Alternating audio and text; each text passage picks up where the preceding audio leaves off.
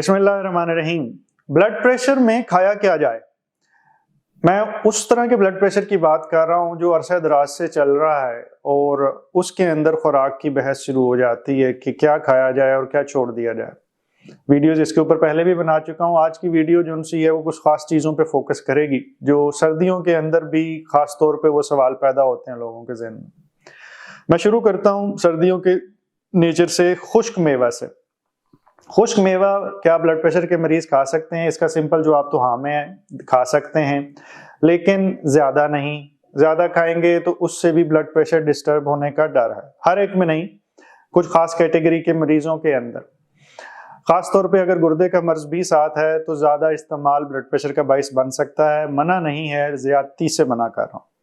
दूसरे नंबर पे अगर खुश्क मेवा रोस्टेड है, जैसे नमक के अंदर रोस्ट किया जाता है, तो उसको बिल्कुल ना इस्तेमाल कीजिए, क्योंकि आपको बज़ाहिर वो नमक शायद ना नजर आ रहा हो, लेकिन उसकी तासीर उस खुश्क मेवा के अंदर शामिल होती है और इस सिचुएशन के अंदर फिर ब्लड प्रेशर कई दिन तक थोड़ा डिस्टर्ब रहना शुरू हो जाता है, सरदर्द भी हो सकती। नमक वाली कोई भी चीज़ अगर ज़्यादा इस्तेमाल की जाए तो ब्लड प्रेशर आहिस्ता आहिस्ता ज़्यादा रहना शुरू हो जाता है। और इसमें दो किस्म के मरीज होते हैं। कुछ लोग को साल्ट सेंसिटिव हाइपरटेंसिव कहते हैं, यानी कि उनको नमक लें तो साथ ही वो इतने सेंसिटिव है उनका जिस्म के बीपी शूट कर जाता है।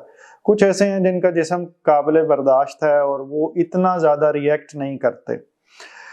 आपको शायद इसका खुद फैसला करना मुमकिन नहीं, आपका मौलिज अमूमी तौर पर यह फैसला कर सकेगा। अगर आप ज़हनी और जिस्मानी सेहत के बारे में इल्म, नए तरीका इलाज और नई से नई तहकीक के बारे में जानना चाहते हैं तो इस चैनल को सब्सक्राइब करें, बेल आइकन को क्लिक कर दीजिए। अगर वीडियो में कुछ अच्छा लगे तो लाइक एंड शेयर करें ताकि ये इल्म दूसरों तक पहुंच सके। लेकिन अगर आपको नमक खाने से फौरी तौर पे बीपी बढ़ता है तो मुमकिन है कि आप उस पहली कैटेगरी में ही हों जिनके लिए नमक को कम करना लाजमी है। इसके बाद मशरूब का इस्तेमाल, अगर गुर्दे की वजह से आपको पानी का इस्तेमाल कम नहीं किया गया तो पानी का इस्तेमाल ज़्यादा रखने से भी फ़ायदा होता है, लेकिन बहुत ज़्यादा पानी का इस्तेमाल करने से रिवर्स इफेक्ट आ सकता है। सर्दियों में बहुत ज़्यादा पानी के इस्तेमाल से बाज़ लोग बार बार वाशरूम जाते हैं और वो ठंडे पानी के साथ जब अटैच होता है हाथ तो उससे भी वो डिस्टर्ब होते हैं और उससे भी उनका बीपी थोड़ी देर के लिए डिस्टर्ब रहता है, जितनी देर तक वो ठंडक उनके जिस्म के अंदर मौजूद रहती है, और वो नफ्सियाती तौर पे भी डिस्टर्ब हो जाते हैं कि मुझे बार बार ठंडे पानी में हाथ डालना पड़ेगा। तीसरी चीज, अगर फर्ज करें कि नमक के अलावा कोई ऐसी चीज इस्तेमाल हो रही है जिसके अंदर नमक का कोई मुतबादल इस्तेमाल किया गया। मैं एग्जांपल इसमें चाइनीज फूड की हमेशा देता हूँ। चाइनीज फूड के अंदर नमक के बहुत सारे मुतबादल हैं, अजीनोमोटो, ये वाली सॉस, वो वाली सॉस, मुझे तो सारे शायद नाम भी नहीं आते जो आप सबको आते होंगे, और वो उसके अंदर नमक की मुख्तलिफ किस्में भी डाली जाती, और वो बज़ाहिर तो कोई आपने नमक ऐड नहीं किया, लेकिन जितनी सॉस आपने ऐड की उसके नतीजे में हो सकता है ब्लड प्रेशर आपका बिफर जाए और वो फिर अगले 12 से 24 घंटे या कई दफ़ा इससे भी ज़्यादा डिस्टर्ब रह सकता है। वंस अगेन, अगर आप सॉल्ट के सेंसिटिव वाले पेशेंट हैं कि नमक खाने से फौरी तौर पे आपको ब्लड प्रेशर बढ़ता है तो आपको ये असर ज़्यादा आएगा और दूसरी सूरत में कम।